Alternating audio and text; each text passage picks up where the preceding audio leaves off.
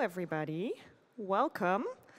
I have with me Lieke Kools, and she is going to talk to us about keeping a human in the loop in order to save energy in factories, is what I've understood. But I think Lieke can explain it much better, so give her a very big round of applause.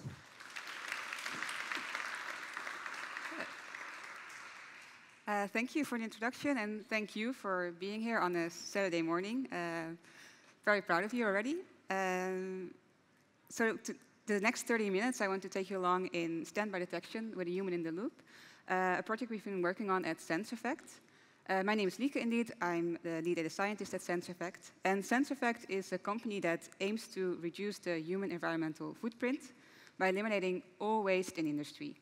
We do this using a combination of sensor technology and analytics, and we focus on industrial small and medium enterprises.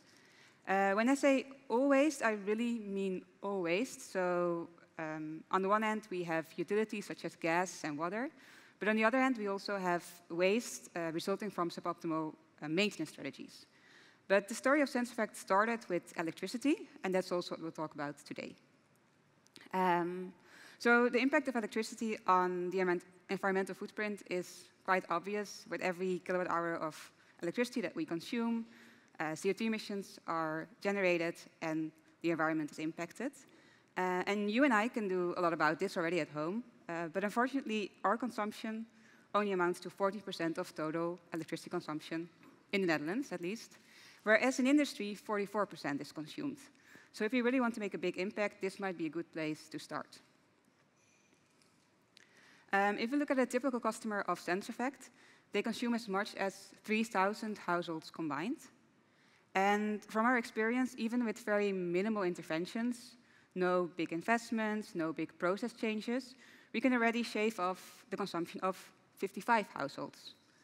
Compared to this big amount that you just saw, maybe it doesn't sound like that much, but if you think of it, if you do this for 100 factories, you've taken a complete village off the grid.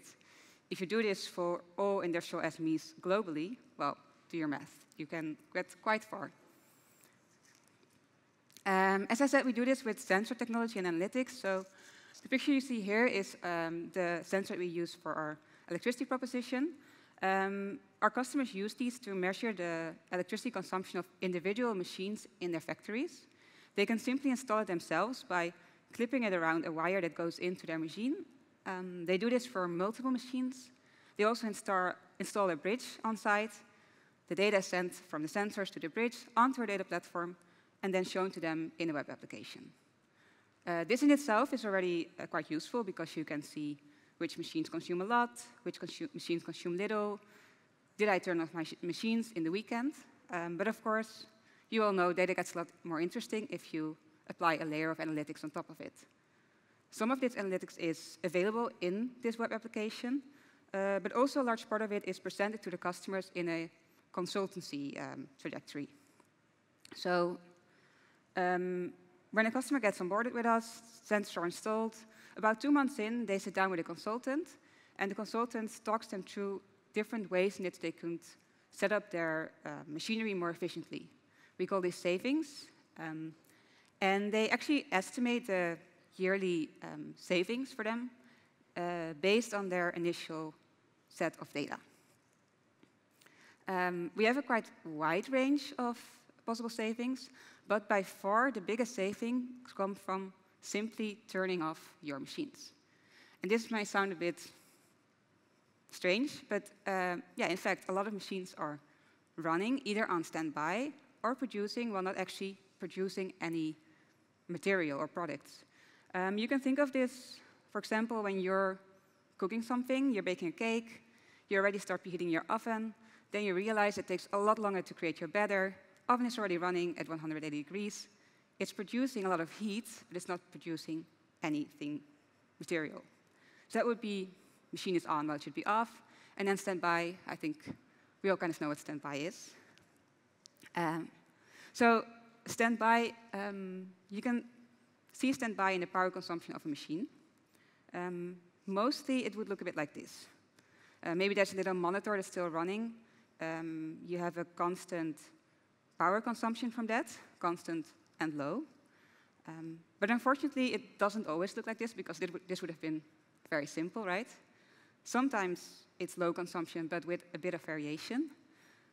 Sometimes there are multiple modes in which a machine can be in standby, because the machines that our customers have are a bit more complex than your TV, for example. And one of these states could also be relatively high consumption. So this makes the problem already a lot less trivial than it seems from the first picture. So how could we go about this in this consultancy process? We have a consultant.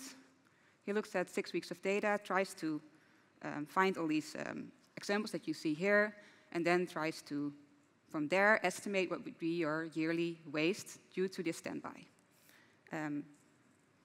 Goes back and forward with the customer, checks, is this really standby, yes or no? Well, this is kind of tedious, probably also very error-prone. So what you'd like to do is automate this, right? And when we say automation, we usually think replacement. So let's get rid of the consultant, let's build some fancy model that does everything that the consultant used to do, and let this model just forward these results to the customer directly.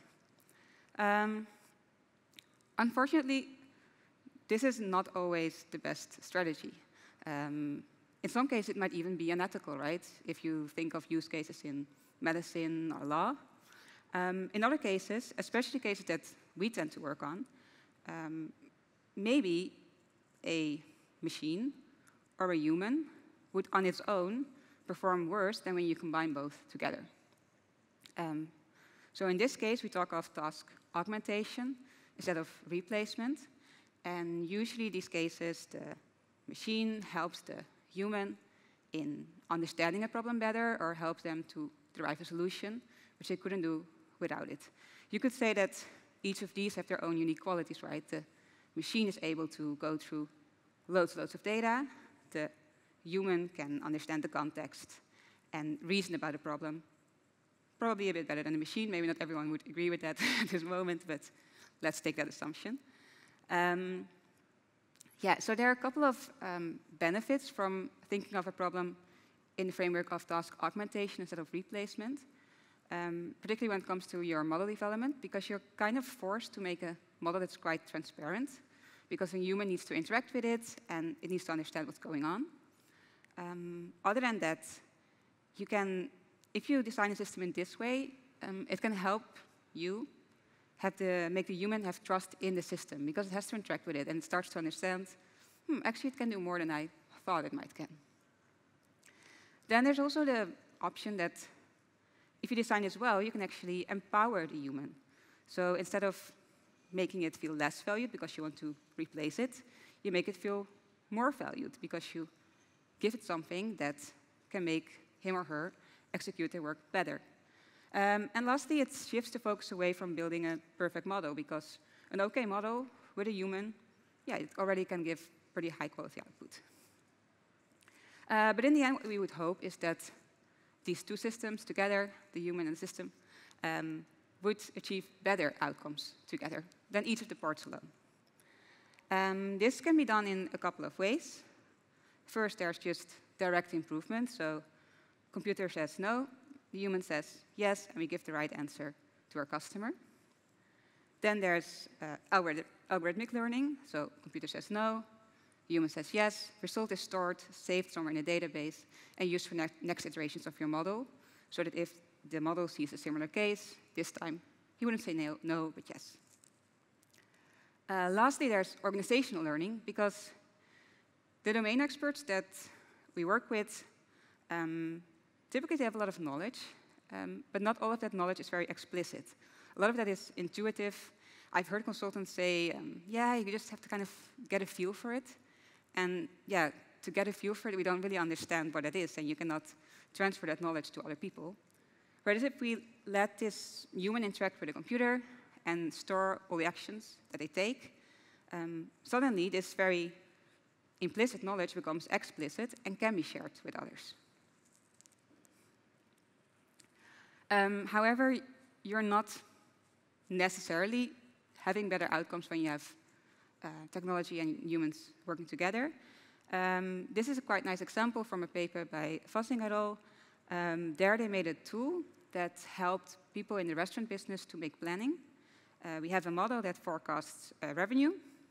Then we have a domain expert that looks at this and then adjusts revenue, and based on that, planning is made. Turned out, if you would show them this, they would typically make the predictions worse. However, if you would then show them what did or did not go into the model, they would make the outcomes better. So it's very important that you build your design correctly and that you give your human the right information to work with to actually get high-quality outputs. So to go, oh, one more thing. At Google, they call these humans AI system operators. It's quite a fancy term. And they say that your design can vary on 3 axes. One of them is the level of control. So as a human, can I choose to engage with the AI subsystem? Can I choose to intervene? There's a level of input. Can I select the data that goes into the system? Or can I maybe even tweak the parameters of my algorithm? And lastly, there's the level of awareness. So do I understand how the system works? Can I even do forensics on very specific cases? So with all that knowledge in the back of our mind, let's see how our process looks and how this maps to what we are doing. So here we have our little robot and our consultant. So first, robot checks if onboarding was complete. If there's enough data, it starts to cluster that data, see if there are similar patterns in different places in the data that look alike, and that will constitute like one cluster. And then those clusters will be labeled with production, standby, or off. Then the consultant comes into play. It looks at the results of this mapping, and then if it says like, seems off, it can change the label from production to standby or back. Once this is done, they hit OK, calculation is triggered, yearly standby waste is estimated, and the different reporting tools that these consultants use are automatically populated, and periodic reports and alerts are triggered.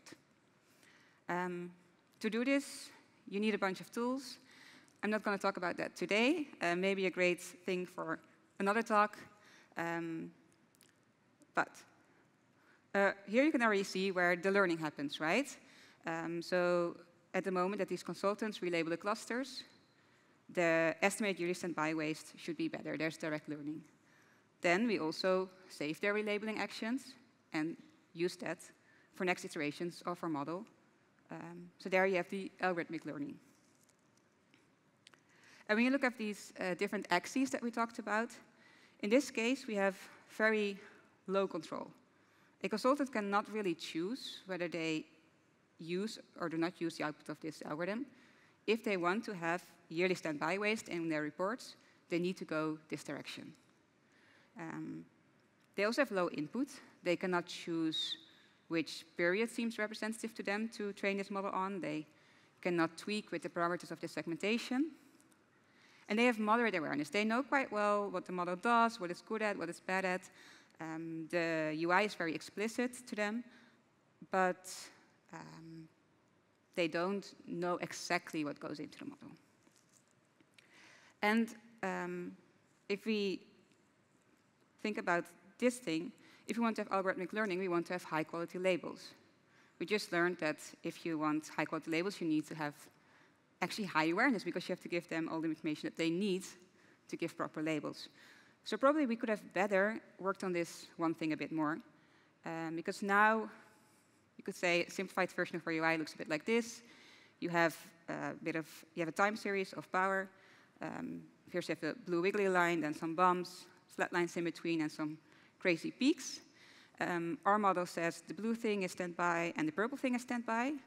And the consultant might look at this and think, yeah, but usually you would just have a single standby state, so probably the purple one is not standby. But if we would now have given them the information that this is a grinder and 70% of grinders have 2 standby states, maybe they wouldn't have made this faulty correction and just kept this as standby.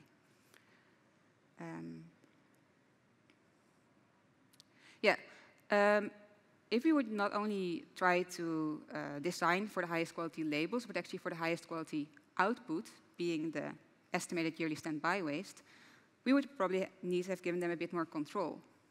We were afraid to do so because our consultants are known to be quite creative. They want to be perfect, so they would maybe favor the manual option over the model, even if the model is quite close to their calculations.